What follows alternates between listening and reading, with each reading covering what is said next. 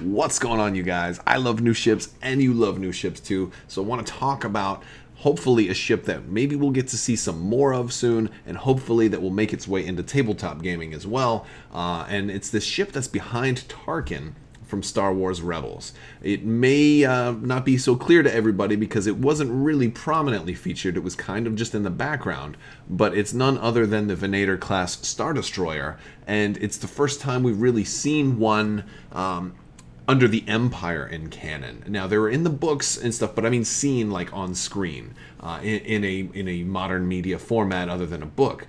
These were actually heavily used during the beginning of the Empire in the early days, brought over from the Clone Wars, because naturally the Empire was formed, and they had a lot of the old Republic, Venator class Star Destroyers. They had a whole bunch of them on hand. So basically, all you had to do was really just repaint them.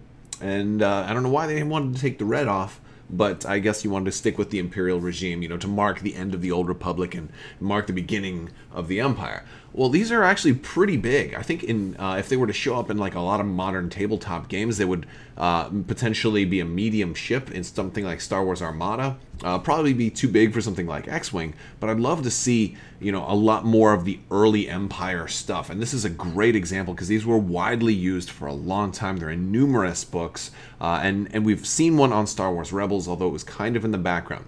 I do want to point out, though, that just because it was in the background doesn't necessarily mean it's going to be featured in, in Solo, a Star Wars. I would love it. Oh my gosh, I would love it if it was in Solo. But and it could be too. But just because it's in the background doesn't necessarily mean they're ready to go full-blown all in on it. Because, like, all right, when we saw Thrawn, he had the Islamir in the back and behind him, and I didn't think they were going to really go full-blown, oh, these creatures block the Force and everything. And it was really just there for decoration. So, granted, the Venator could just be there for decoration, but it could be a little bit more. But like in Thrawn's case, it was just decoration, and and also it ended up being in a Black Series figure. So maybe it'll lead to some plastic. I would love for Venators to make it into. And I by the way, I've said Venator and Venator like 6 different times. Like I just keep going back and forth because I can't make up my mind on how I want to say it. So I apologize if you're in the Venator camp. I apologize for saying Venator, and if you're in the Venator camp, I apologize for saying Venator. But I think this is a great ship. I really, it's grown on me over the years. I wasn't such a big fan during the prequel time and during the Clone Wars, but now as I've gone back, especially as a gamer now, I really appreciated the naval wars that they had during the Clone Wars. It was a lot of really great ships, and it'd make for some great gaming. I would love all kinds of games. I want video games for this, featuring all of it. At the same time, to mix and match, just like early to mid Empire, you can have the introduction of the Imperial class Star Destroyer, Victory class Star Destroyers, Venators, everything in between. And we've already seen new ships like the Arrestor come out, from Star Wars Solo, Star Wars stories. So a lot of new ships coming out. But yeah, I would love for that little piece behind Tarkin to be more than just an Easter egg. What do you guys think? Do you think we're going to see, the Venator show up again in a better format? Like maybe we'll see it in Solo?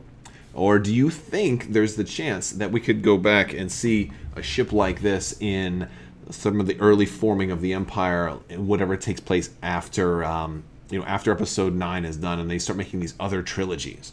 Do you think that they'll be during the timeline of the Galactic Civil War, or even slightly beforehand, maybe in between Episode 3 and Episode 4, or maybe even overlapping a little bit of Episode 3, like End of the Republic and how it affected certain systems in the edge of the galaxy, maybe certain systems that weren't even involved, in the Clone Wars, and see how it affects them, and then you'll get to see a lot of these older ships, and then the rise of the newer ships, like the fall of the V-wing and the rise of the TIE Fighter, extra droids and things like that. It's one thing that's explored a lot more in the books. And it's pretty cool. People like Cham Syndulla are really prevalent with things like that, and used a lot of old Clone Wars era tech. So it's kind of fun. I would love to see more of it, though. And I'd love to hear what you guys think, though. I also want to remind you guys, especially all you my gamers out there, there is another round of the giveaway going on right now. You can win an expansion of your choice in the form of a $20 Cool Stuff gift card. And the only thing you have to do is be a subscriber and leave a comment on this or one of my videos. Let me know what you think about the Venator. Let me know if you pronounce it Venator or Venator, like with hard A or soft A. You know, it should be known to me by now, but every time somebody tells me, somebody else will tell me the other way around. So that's one of the things that I probably should know and go back and watch Clone Wars again. But I've said it so many different times, and I know so many people who say it different times. It's actually one of the questions I get asked a lot is, when do you think they're going to do a Venator in Star Wars Armada? When are they going to do a Venator in Star Wars Armada? I get asked that all the time, and I think the multitude of different ways that people pronounce it have completely bombarded my tiny little brain, and I don't know how to pronounce it anymore. But I do know that I like it. I would love to see it be an Imperial broadside heavy medium ship. I think that would be phenomenal. Let me know what you guys think. Thank you guys so much for watching. If you like this video, make sure you subscribe. Click the bell for alerts. Make sure you're subscribed. Please give a thumbs up to the video. I do appreciate all the support. You guys are awesome. I want to thank you guys so much for watching, and have a great day.